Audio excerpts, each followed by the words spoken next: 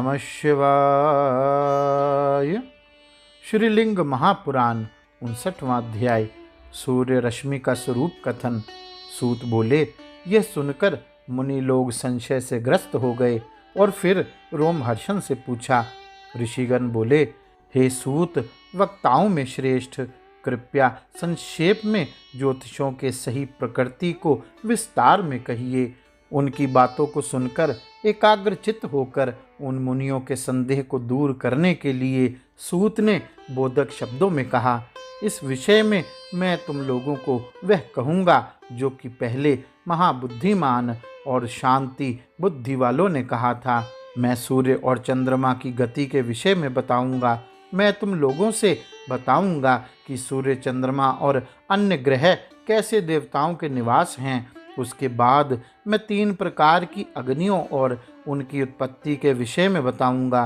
3 प्रकार की अग्नि होती है, दिव्य अग्नि, भौतिक अग्नि और पार्थिव अग्नि।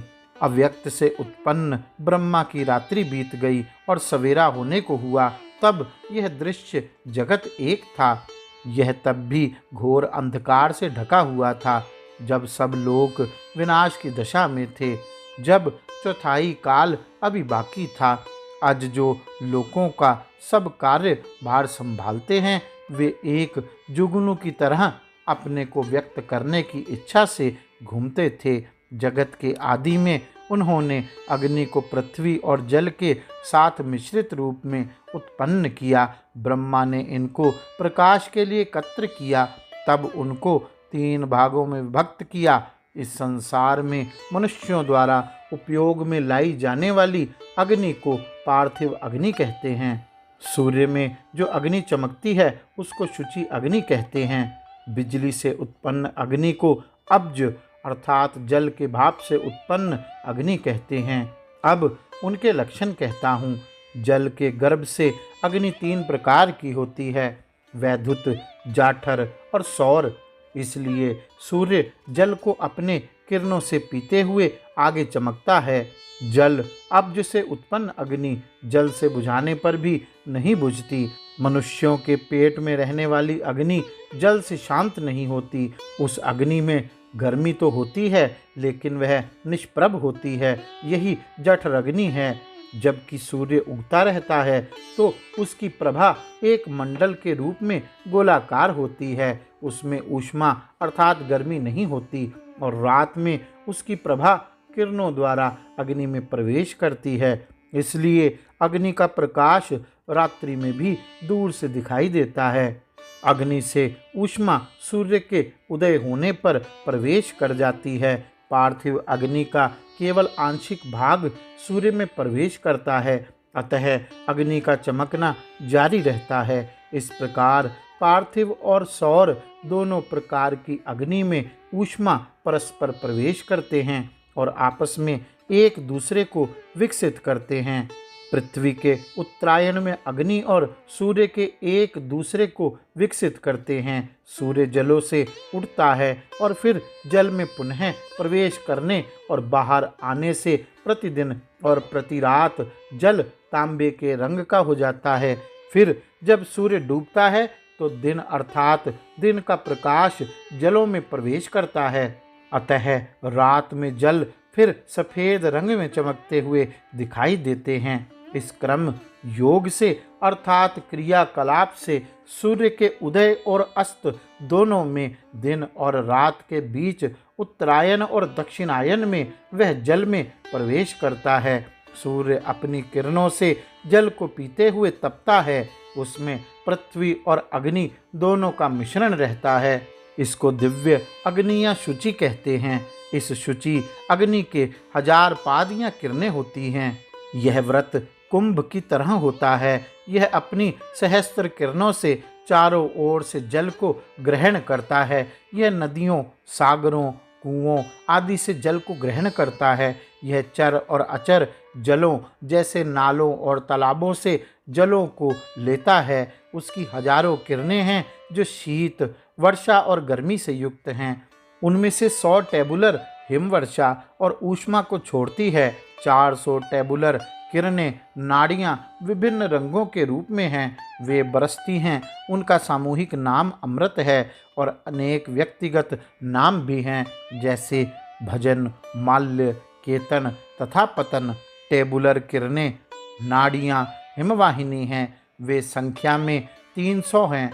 उन किरणों के अनेक नाम हैं, जैसे रेशा, मेघ, वत्स्या और हलादिनी। उनका सामूहिक नाम चंद्रमा है।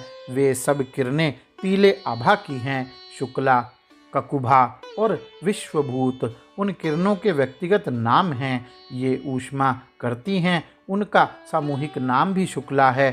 चंद्रमा उन ऊपर कही गई किरणों के द्वारा मनुष्य, पितरों और देवताओं का भरण करता है। वह औषधि से मनुष्यों को, सुधा से पितरों को और अमृत से देवों को तृप्त करता है।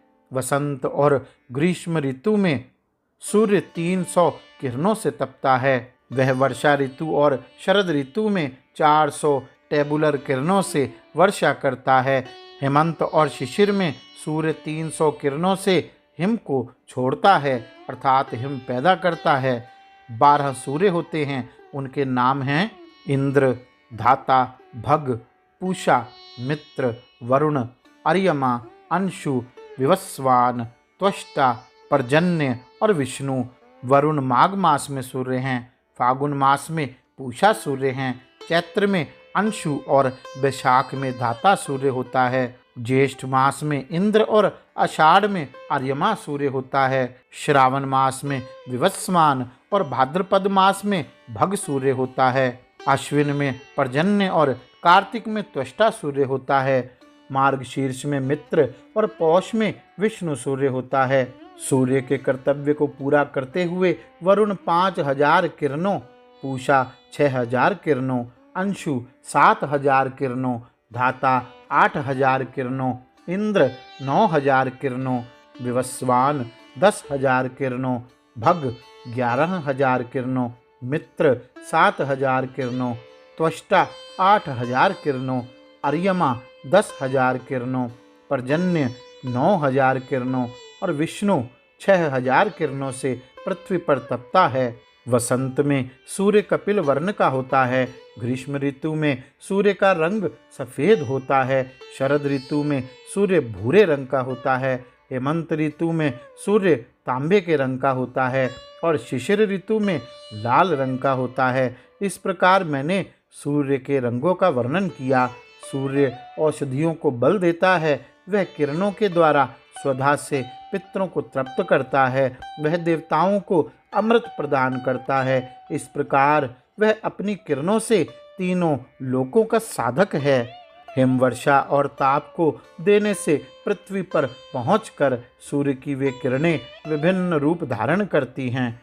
इस प्रकार सूर्य का मंडल शुक्ल वर्ण है, इसलिए उसका नाम भास्वर शुक्ल कहा जाता है। सूर्य तारागणों, ग्रहों और चंद्रमा के उद्भव का स्रोत और आश्रय है। यह भी ज्ञातव्य है कि चंद्रमा, तारागण और ग्रहगण ये सब सूर्य से उत्पन्न हुए हैं। चंद्रमा नक्षत्रों का स्वामी है और शिवजी का बायां नेत्र है। भास्कर अर्थात सूर्य स्वयं शिवजी का दक्षिण नेत्र है। नए शब्द का अर्थ है लोगों को इस लोक में नयन अर्थात पहुँचाना। इस लोक में लोगों को जो ले आता है वह नयन है। नी धातु से नयन शब्द बना है। गौरी शंकर भगवान की जय। ओम नमः शिवाय।